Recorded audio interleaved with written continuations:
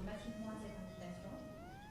Et le mouvement des serviteurs avec à la tête M. Patrick Boulfard vous dit merci pour cette présence et ce déplacement. Sans plus tarder, nous allons spécifier l'objet de cette rencontre. Donc, comme vous le savez tous, il s'agit d'un point de presse. Donc, une communication sera faite par M. Fall en version française et en version wolof. Et à l'issue de cela, nous vous remercierons tous pour la présence et nous trouverons un autre cadre d'échange pendant lequel vous aurez la possibilité de poser toutes les questions à M. Patrick Boulfard. Nous vous remercions pour l'attention et je vais sans plus tarder passer la parole à M. Fall. On va démarrer avec une prière, bien sûr. Voilà, nous allons démarrer avec une prière qui sera sollicitée L'autre côté, par M. les Khan. parents, par les Il y a un imam, M. Khan, qui est parmi nous.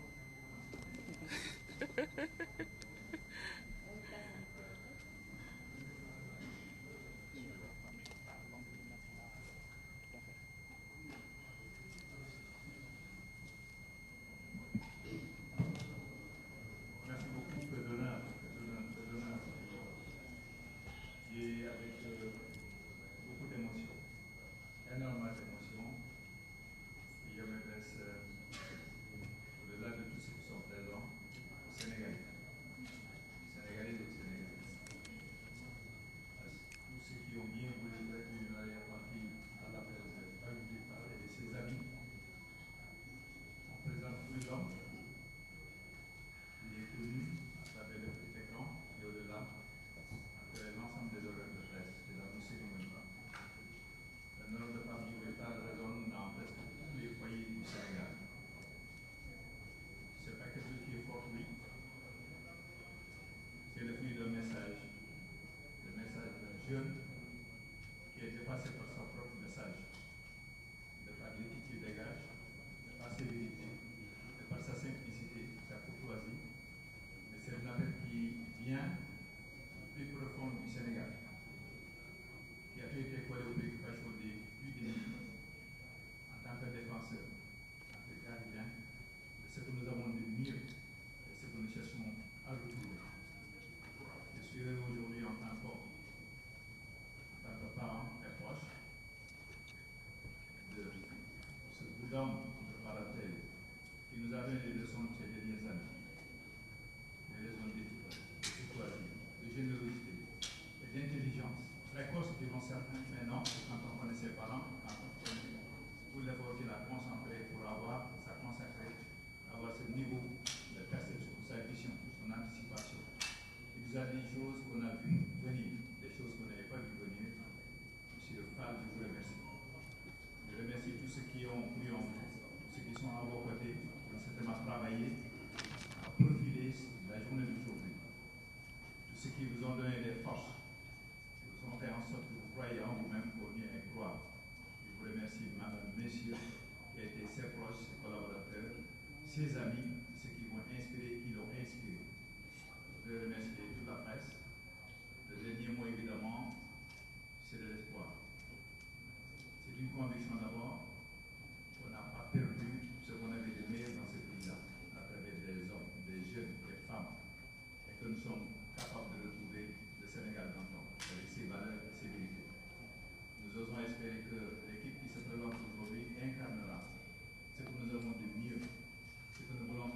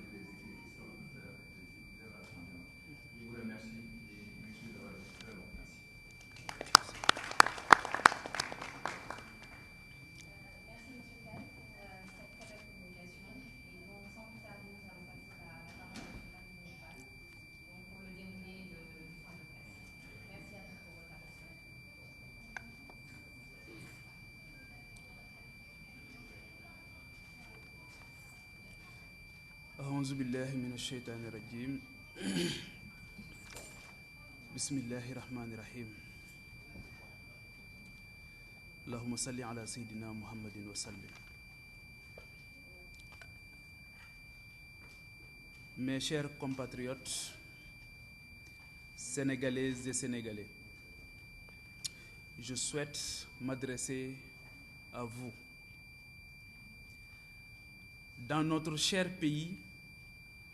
se tiendront le 31 juillet prochain des élections législatives. Les Sénégalais seront une fois de plus appelés à renouveler le Parlement. C'est une échéance cruciale pour la survie de notre nation, de notre démocratie, de notre liberté, de l'avenir des filles et fils de notre pays. Par vos votes, vous déciderez de la destinée de notre grand et commun bateau qui est le Sénégal. Mon modeste parcours, l'exercice de mon métier, ma soif de connaître mon terroir et d'apprendre des hommes et des femmes qui ont fait son histoire m'ont amené à rencontrer le peuple dans son entièreté et sa diversité,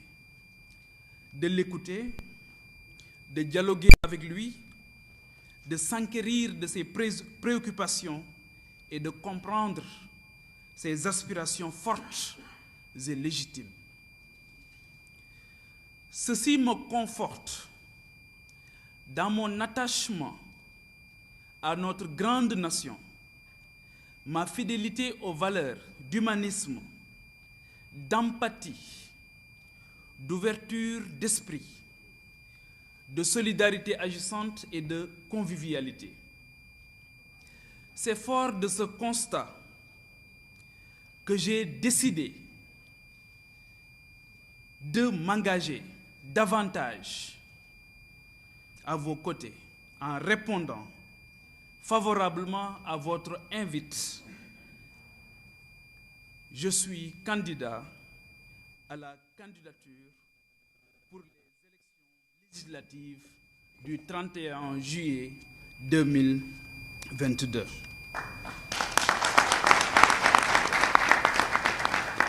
Cependant,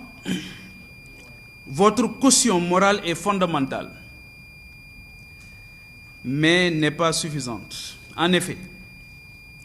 je ne vous apprends absolument rien. Une modification non consensuelle de notre loi électorale, à savoir le parrainage, a produit une hérésie en violant le principe élémentaire de la libre participation pour tout citoyen ou formation qui la désire à des joutes électorales dans notre pays. Cette démarche unilatérale dans le changement des règles du jeu est inadmissible, inélégante et n'honore pas notre pays qui a une si longue tradition démocratique. Notre position sur cette question est sans ambiguïté. Nous la désapprouvons totalement. Malgré cet obstacle dressé pour étouffer l'émergence d'une quelconque autre vision et façon d'opérer, je vous réitère, mes chers compatriotes, mon engagement à vous représenter dignement et vous servir humblement au Parlement. Le parrainage ne saurait être un obstacle pour notre dévouement à vous représenter davantage, à sacrifier notre zone de confort et à questionner sans cesse la redevabilité que nous avons vis-à-vis de notre cher pays. Je vous invite donc, Sénégalaises et Sénégalais, d'ici et de la diaspora, à parrainer ma candidature pour nous donner l'opportunité de mieux entendre, de mieux faire entendre vos revendications et attentes. Ensemble, nous tenons notre salut. Ensemble, nous vaincrons. Inch'Allah. Je vous remercie. maa ngi leen di gërëm bu baax ñi nga xamante ni yépp jamono bi ci biir réew mi ak ci bitim réew ñoo ngi ñuy teewlu ci fi gën a sori ci biir Sénégal suma mbokk waa Caajaay yi waa Mbuur waa Thiès ba fa gën a sori ci Sénégal waa Matam waa Podor waa Ziguinchor suma dëkku xol waa Kanel waa Njum fa gën a sori waa Ourossogui ñoom ñépp ñoo ngi leen di nuyu waa Thiès waa Kébémer waa Touba Mbacké waa Tivaouane waa Daka Médina Gounass Popenguine le clergé ñoo ngi leen di nuyu ëttu diine yi nga xamante ni yépp ñoom ñoo ŋànk Sénégal di nuyu kilifa réew mi yépp muy góor ak jigéen muy mag ak ndaw bàyyiwuñu kenn di sant bu baax a baax sunu borom subhanahu wa taala moom mi ñu permettre ci waxtu yu am solo yi dans la vie d'une nation mais aussi dans la vie des hommes et des femmes qui à un moment donné ont décidé de sacrifier leur confort personnel, sacrifier seeni week-end seen confort tout court ndax Sénégal moom moo ñu jaral loolu moom moo ëpp dayoo sunu jëmm yu ñàkk solo yi nos êtres périssables réew moom nag nga xam moo ñu defal lépp tey jamono bu nekk dañuy laaj lan lañ ko mën a delloo un tant soit peu donc vous comprendrez aisément que c'est avec beaucoup d'émotion la ñuy toog tey jàkkaarloog sénégalais yi sunu papa yi ak sunu yaay yi di leen wax ne am na foo xamante ni bu fa réew tolloo ku toog di seetaan lu xew su ëllëgee da ngaa bokk ci ñu tooñ te boroom xam-xam bi dafa waxoon ne ñi def ba yàq ñi xamut bi ñu defee ba yàq tooñuñu ñi tooñ mooy ñi nga xamante ni dañoo xam ba pare toog jàpp seen njàmbur di seetaan am na lu gën a yomb li ñu tànn tey ku nekk xam na ni réew mi di doxe ku nekk mën ngaa dem lijjanti sa bopp bu ngoon jotee nga dem toog jàpp sa njàmbur ak sa njaboot loolu moo gën a yomb tey tàmbalee gu ñu sax ngeen gis ñoo xamante ni jàpp nañu ne la leen yëkkati moo ñu yëkkati ñun muy intérêt personnel fekk na ñun romb nañ loolu fa ñu yare may gërëm bu baax suma papa ak suma yaay bi nga xam ñoo ni gunge ñu di fàttaliku bu baax suma maam bi nga xamante ni moo ma yar bu doon sunu njëriñu bopp rek kon du ñu toog fi tey di wax ak yéen ndax lii lu métti la incarner un leadership wala tenter d'incarner un leadership c'est extrêmement crevant c'est fatigant c'est à la limite épuisant mais Sénégal moom moo ëpp loolu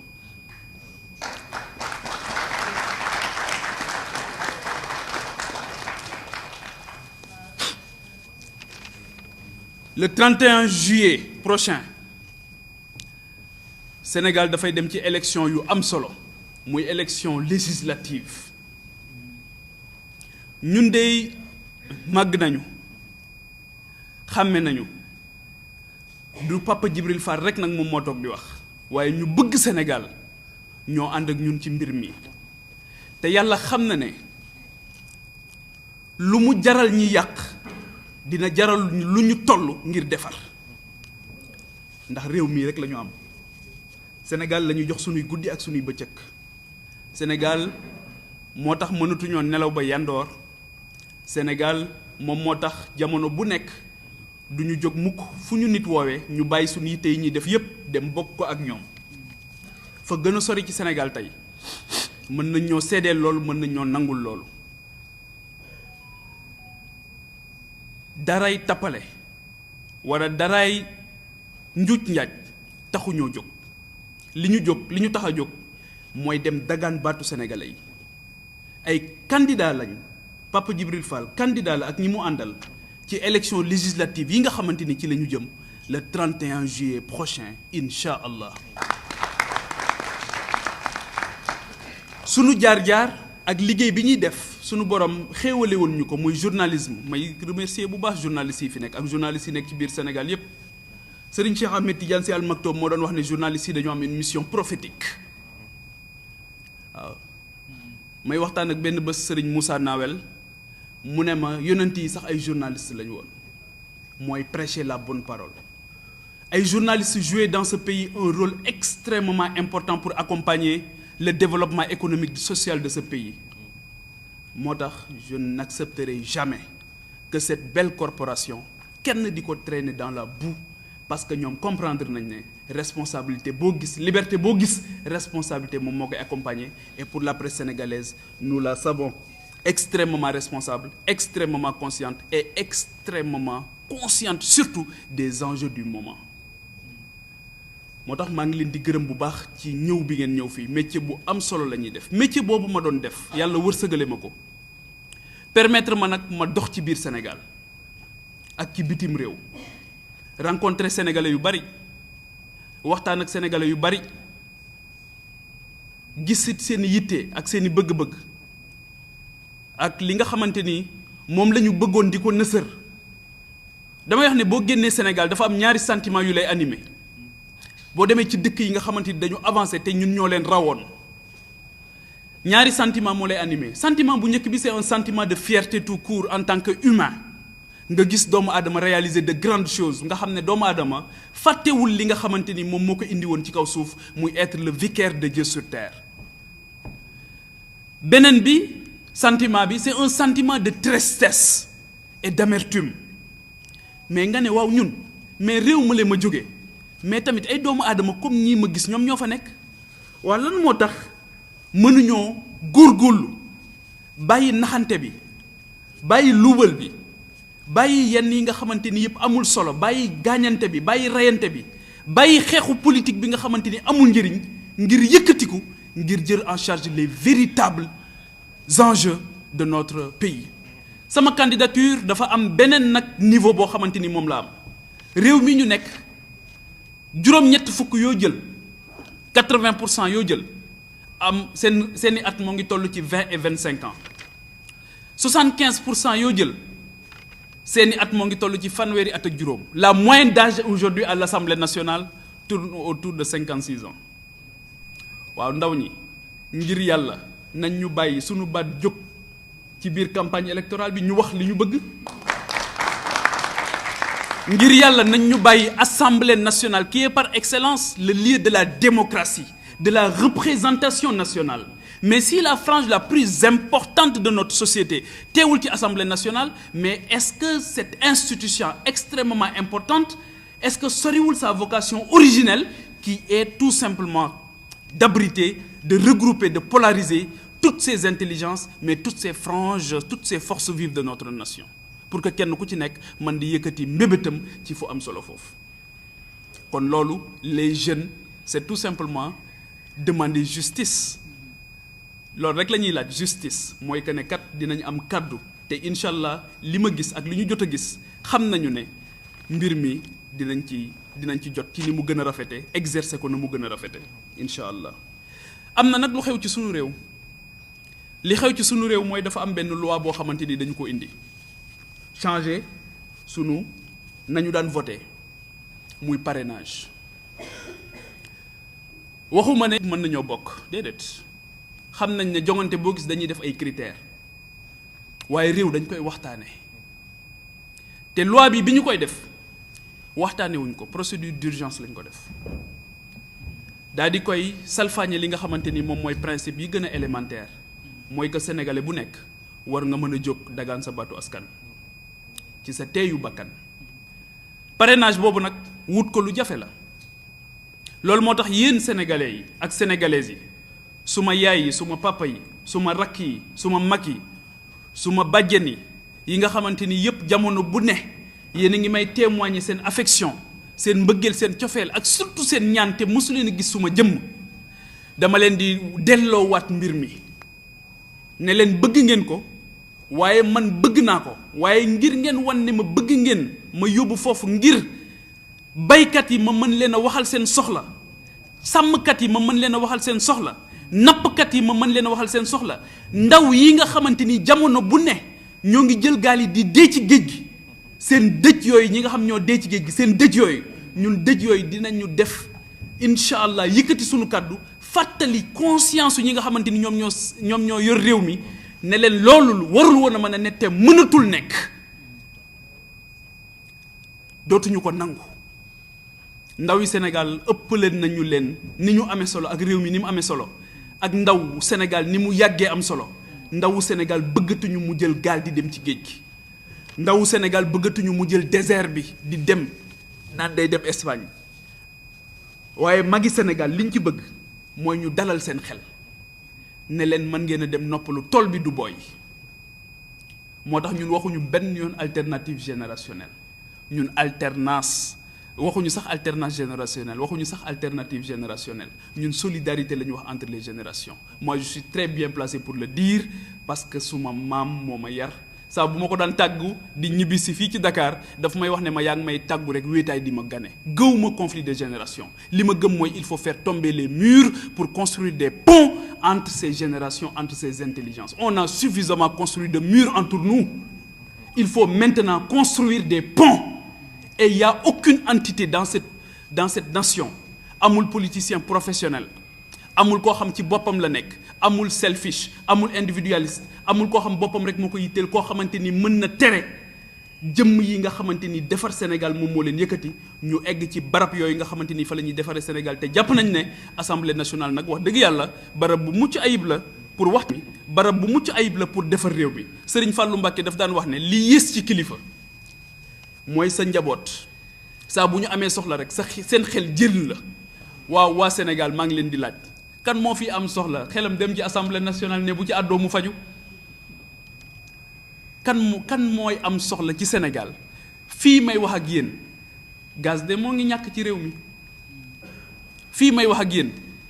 démb de dund nañ ci loo réew mi loo xamante ni fàttaliku ma fu ñu ko fi dundee mooy journée sans sage-femme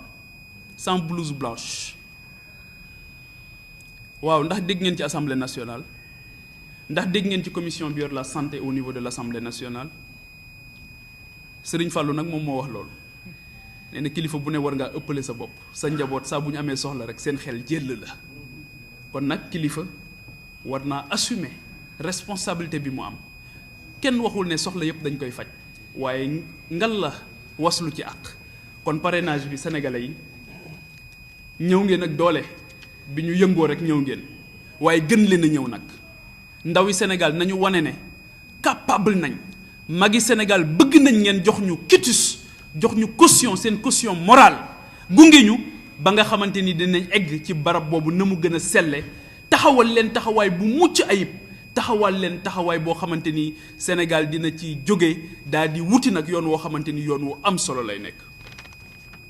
leneen li nga xamante ni dinañ ko wax mu nekk loo xamante ni lu am solo la mooy amuñu benn nous sommes libres de toute partisanerie actuellement politique nekkuñu ci benn contingence politique amuñu tamit benn engagement politique ci quelque bord que ce soit li ñuy def mooy tracer une ligne envisager une ligne boo xamante ni dañ koy construire boo xamante ni dañ koy liggéey ak ces sénégalais ces sénégalaises yi nga xamante ni sonn nañ ci bipolarisation bi nga xamante ni constaté nañ ko dans l'espace politique sénégalais machiavélisme bi nga xamante ni gis nañ ko loolu tamit dañoo foog ne tey jii war nañoo nekk dans un effort de co-construction war nañoo laisser toute la place au débat démocratique war nañ ci bàyyi place à l'idée à la pensée à la réflexion stratégique bari na ay kilifa yu ma xam yu nekk ci réew mi mënatuñoo àddu sax ci débat public te pourtant ay boroom xam-xam lañ Sénégal defal leen lépp te mënatuñ ci àddu ñun xam nañ ci lu bari kon ñoo ngi ñaan rek ne defar Sénégal rek la ñu bëgg defar Sénégal rek moom moo ñu yëkkati defar Sénégal rek moo ñu ñor ñun ñi ñëpp ñu ànd kenn ku ci nekk waroon naa mën a toog ci suma place bi tey ñoo ma ko gën a mën ñoo ma ko gën a xam ñoo ma ko gën a bëgg seen bëgg Sénégal sax damaa jaaxal seen bëgg Sénégal sax daf ma jaaxal. Donc patriotisme nag dañ ko donn Sénégal dafa am ñoo xamante ni dañu sacrifier seen dund yépp pour Sénégal El Hadj Omar Foutiyou Tall lu mu dajul pour Sénégal amul. Thierno Souleymane Baal la révolution torodo lu mu dajul Sénégal amul waaye gis nga ko ci élégance ba mu defee révolution ba pare dafa jox Cheikh Abdoul Khadir Kane ne ko yow yaay gouverner waaye xam nga loolu du njëriñ loo fekkee waaw donc ñun suñu bët foofu lañ ko teg na Amérique ñuy tuddee Abraham Lincoln di tudd George Washington France tey jii tout le monde veut être gaulliste ndax De Gaulle lekk ndeysaan taxawaay bu am solo ba mu defoon ba nga xamante ni Allemagne jël na France téye ko ci loxoom mu ne déedéet français yi lii mënuñu ko seetaan jóg leen ñun ñooñu la ñu teg suñu bët dañoo bëgg père fondateur yooyu ñu revendiquer ko ñooñu duñ leen nier ci suñu histoire duñ leen nier mukk ci suñu histoire ba ci génération bi nga xamante ni mooy Cheikh Ahmadou Bamba Seydi Hadji Malick ak mag ñi nga xamante ni yépp ñoom ñoo seqoon réew mi Maulana Cheikh Ibrahima Niass ba ci doomam bi nga xamante ni moom moo fi mujj muy moo fi nekkoon muy Seyda Mariama Niass nekk jigéen def ci jàng ak jàngale lu am solo son effort de guerre contre l'ignorance est inestimable waaye ñooñu duñu leen jàngale ñooñu nag lañ bëgg a dem seen ndono lañ bëgg a yóbbu assemblée nationale donc patriotisme boobu ñun foofu lañ ko nàmpe foofu lañ ko jële foofu lañu ko jànge donc li ñuy def tey amuñu ci benn complexe amuñu ci tamit benn regret parce que ñu bari dañ lay ñeewant naan la li ngay dugg nangam ak nangam sama yaay soxna su tedd see fan yëpp nelawut waaw waaye moom lii ci maamam laa ko donnoo ak baayam waaw moo tax pexe amul li sëñ Cheikh doon wax taxaw rek mënta ñàkk donc maa ngi leen di gërëm bu baax encore di leen sant di woo nag ñi nga xamante ni yépp ñun ñoo bokk gis-gis les mouvements citoyens góor ñi ak jigéen ñi mag ñi ak ndaw ñi ñi nga xamante ni def politique mësul nekk seen yëf ñu leen di wax ne leen politique lu am solo la politique lu am solo la politique mënta ñàkk ci dundu doomu aadama waaye nag li ñuy bañ mooy nit def ko métier ñi nga xamante ni ñoo professionnaliser la politique koo ci laaj lu muy liggéey ah yenn saa yi sax mu ne je suis dans les affaires fekk politique rek lay def ah ak dóor marto ak lijjanti ak làqarti loolu ñun ànduñu ci donc politique lu am solo la loolu moo tax ñun dañu am gis-gis ci assemblée nationale laay wax gis ne du parlement dans le jeu des institutions moom mooy nekk li nga xam dañ koy jël teg ko suñu bët am yéene egg foofu di tàllal suñu loxo ñëpp ñi nga xamante ni bokk nañ ak ñun gis-gis bi ñu ànd ñu liggéey Sénégal ànd nag song li nga xamante ni moom mooy lii nga xamante ni moo xew te ma wax ne léegi d'accorduma ci muy le parrainage ñu ànd waaye parrainage bi d'accorduma ci parce que c'est pas consensuel lu doy waar la lu yéeme la d'accorduñ ci moo tax ma leen di delloo bal bi sénégalais yi ne leen parrainer leen ñu le maximum possible la ñu bëgg ngir ñu dem teew ci péncu ndaw réew mi ngir teewal leen fa sunu bopp yëkkatiwuñu yéen a ñu yëkkati yéen la ñu bëgg lii fi xew démb muy journée blouse sans blouse loolu lañ bañati mu am fi waaw loolu lañ bañati mu am fi ndax corps médical boobu ci biir Covid bi li ñu taxawaayam kenn ku ci nekk amoon nga fierté am mbokku médecin kenn ku ci nekk amoon nga fierté am mbokk boo xam ne day yëngu ci corps médical ñu sargal leen tatagal leen sunu réew parewuloon pour dékku virus bu toll noonu waaye ñooñu nag justice tey jii mooy ñu mettre leen dans les meilleures conditions optimales pour ñu mën a def seen liggéey confortablement ñoom tamit ñu xamee responsabilité bi ñu am xam ne métier boo mën di exercer dans la vie dafa am un sacrifice boo xamante ni foog nga taxawee ko ba nga xamante ni di nga mën a rafetal sa digganteeg sa askan. Destin croisé, 2 points, défi et responsabilité dañu am destin avec le Sénégal sunu borom tànnal ñu réew mu am solo mi réew mu mucc ayib bi lépp la am manqué wuñu dara lu ñu teree dem kon foog ñu defaraat taxawaay bi taxaw temm ak fulla ak fayda ak sell gu mat sëkk taxawaay boo xamante li ñuy def ngërëmal yàlla sunu borom lañ ciy wut waaw ko crépuscule de notre vie du ñu am l'impression d'avoir vécu inutilement moo tax ñoo ngi leen di gërëm di leen sant di talal sunu loxo nag bàyyiwuñ kenn ngir sénégalais yi ñaanal ñu fekke ko tal ko ànd ak sunu yaay yi ànd ak sunu papa yi ànd ak sunu maam yi ànd ak sunu morom yi waaw sunu morom yi moom tey nelaw amatul pour man amatul guddeeg bëccëg rek nuit blanche rek ba am ndam ndax loo bëgg it dalay jaral waaw Sénégal yëpp tam ñoo ngi leen di jox rendez-vous dinañ ñëwaat man dama bëgg réew mi pour aimer son pays il faut connaître son histoire et sa géographie dinaa ñëwaat rencontré waat leen fa gën a sori waaw ngir dajawaat ak yéen ñu dajale rek li nga xamante ni moom mooy soxla yi am na lu bari lu ñu ci xam waaye dinañ ñëwaat gën koo xam gën koo nemmeeku waaw fa ñu nekkoon fauteuil bañ daan toog ngeen daan ñu ci gis ca télé ba fauteuil booba amuñu ci différence ak fauteuil bi ñuy dem occuper ci assemblée nationale waaye fee dañoo toogoon ñu jàpp ne fii réew mi toll nag taxaw moo jot moo tax perchoir ba lañ bëgg a taxaw maa ngi leen di gërëm baax leen sant.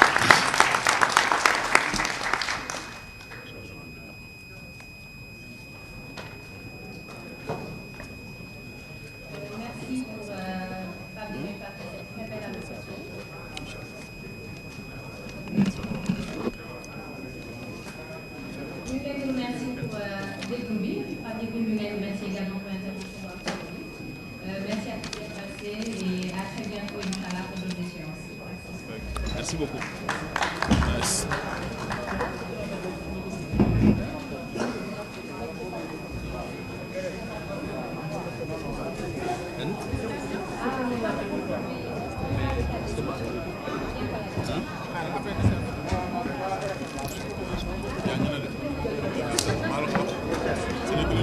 Alhamdulillahi rabbil alamin. Alhamdulillahi rabbil alamin. Alhamdulillahi rabbil alamin. Merci beaucoup. Merci. ñoo koy ànd de.